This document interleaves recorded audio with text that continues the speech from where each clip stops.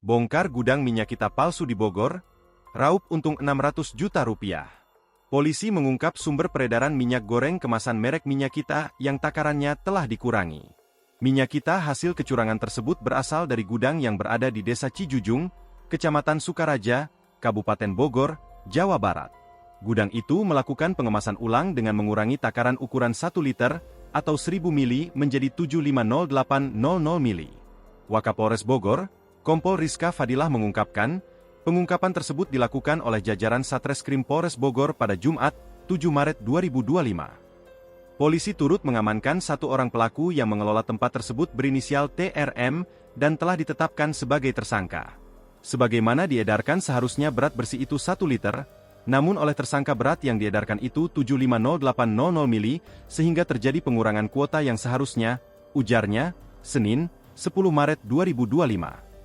Kompol Rizka Fadilah mengungkapkan, bahan minyak didapatkan dari berbagai daerah seperti Tangerang dan Cakung. Di tempat tersebut, kata dia, minyak goreng curah dikemas ulang dengan kemasan Minyak Kita lalu diedarkan. Di dalam repackaging tersebut juga pelaku membuat pack yang tidak sesuai dengan ketentuan, di mana di dalam pack tidak dicantumkan berat bersih, terangnya. Tak hanya sampai di situ, kejahatan pelaku juga yang berhasil dibongkar oleh aparat yaitu menjualnya dengan harga di atas ketentuan. Sehingga hal tersebut membuat harga Minyak Kita di pasaran tidak sesuai harga eceran tertinggi, HET, dan sangat merugikan masyarakat. Jika seharusnya harga dari distributor tingkat pertama dijual Rp13.500, namun oleh pelaku dijual Rp15.600. Dengan tingginya harga yang dikeluarkan oleh TRM ini, harga di tangan konsumen akhir di atas dari HET, di mana sesuai aturan pemerintah harga Minyak Kita adalah Rp15.700 namun faktanya bisa Rp17.000 sampai Rp18.000, katanya.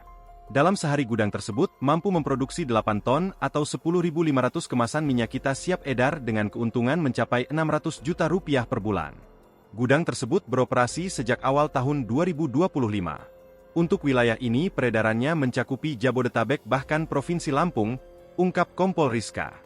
Pelaku kemudian dijerat pasal 62 ayat 1 Jo pasal 8, ayat 1 UU No 8 tahun 1999 tentang perlindungan konsumen dengan ancaman pidana 5 tahun atau denda Rp2 miliar.